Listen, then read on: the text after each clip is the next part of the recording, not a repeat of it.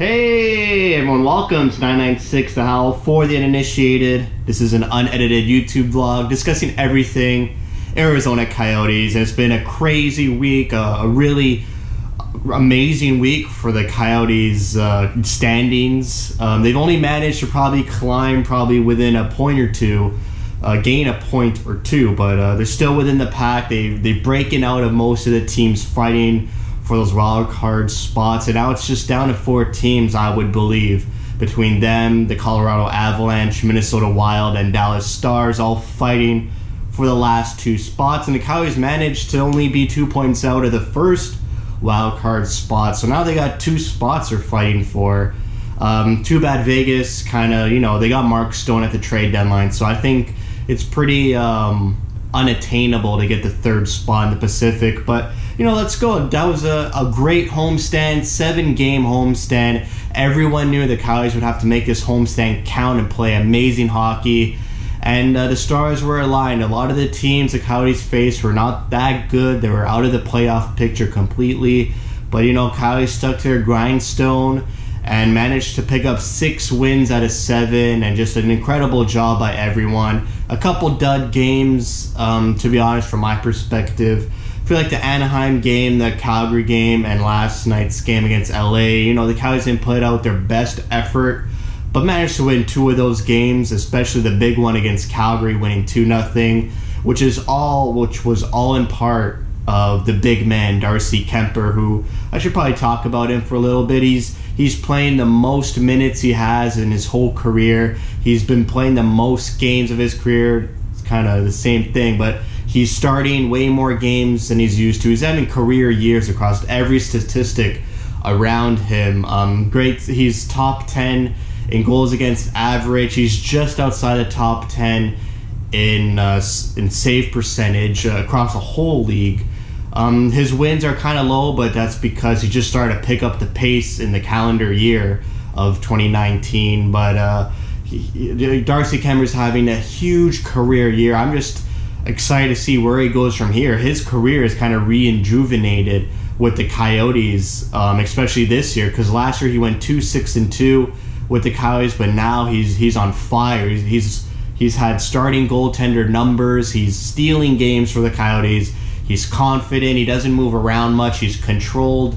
His rebound control is astonishing since when he came on to the team. You can tell that his rebound control is very, very deliberate, and not too many huge rebounds he's giving up.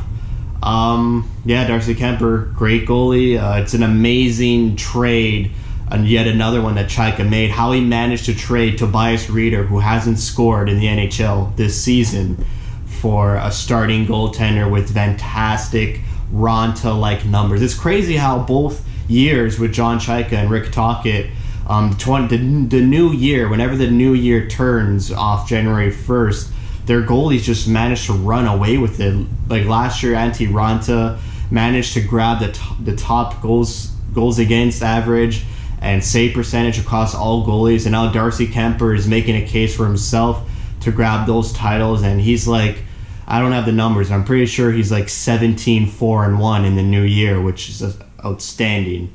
On the players front, you got Jason Demers back, Michael Grabner, and Christian Dvorak. The two latter, Dvorak and Grabner, single-handedly winning the game for the Coyotes against the Los Angeles Kings. Both Dvorak and Grabner with 2 goals. Grabner with that speed. We completely forgot about Grabner's speed. I mean, we're so used to Hinostroza with his speed, Archibald and Krause and Keller. But then you see Grabner's like, oh yeah, we had Grabner all along. And this guy just flew past the defenders on both his goals. Grabner is a top-end talent, and this team really missed him for about 40 games. I mean, this guy's an NHL goal scorer.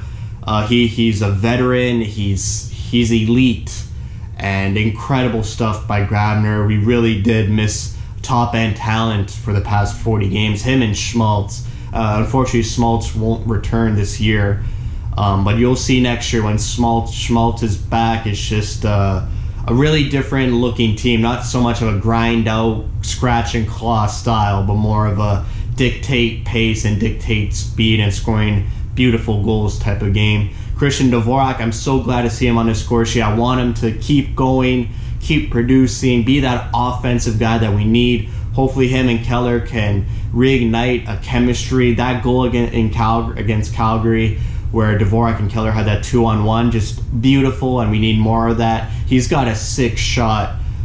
He had that on display against the Los Angeles Kings. So hopefully Christian Dvorak gets more confident and gets Keller going. Keller had 2 points against LA. He had a goal against Calgary. So, keep it up. We've needed him to do more than what he has, but thankfully other players have picked up the pace and picked up the mantle to kind of, give him some time to just erupt offensively, and hopefully we're starting to see that with 4 points in 2 games. Defense, solid. Demers really rounding out the defensive pairing. I mean, our third pairings, Osterley and Demers, which is incredible. Then you have Goligoski and Chychrun and OEL and Hjalmarsson. What a top end defensive lineup. I mean, that's a rivalry to the Nashville Predators. Nashville obviously better than them, but I mean, that's a great NHL defensive pairings. I mean, top 3 for sure. And defense, I gotta give it to the fans on this homestand. You can see slowly after each game the seats are being filled, especially in the lower corner whenever the Coyotes are shooting in the offensive end, which is probably all the time. But you can't even see an empty seat. The crowd's on the glass. Everyone's chanting, "Refs, you suck," in the Calgary game, which the refs were pretty abysmal in that game. Just so glad that the team is winning, and that translates to more fans and seats, and we actually get to see it in real time, which is cool.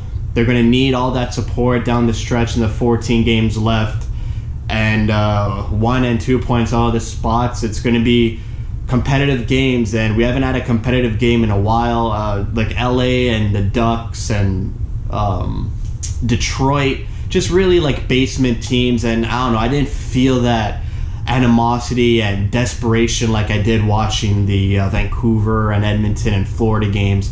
So hopefully with these games against Chicago and St. Louis, they're out of it, but they probably think in their heads if they get on a win streak, they could grab a spot. So that's going to be a competitive game. And then St. Louis, we need our revenge against them. So it's a back-to-back. It's going to be tough, but hopefully these games are more competitive, more playoff atmosphere.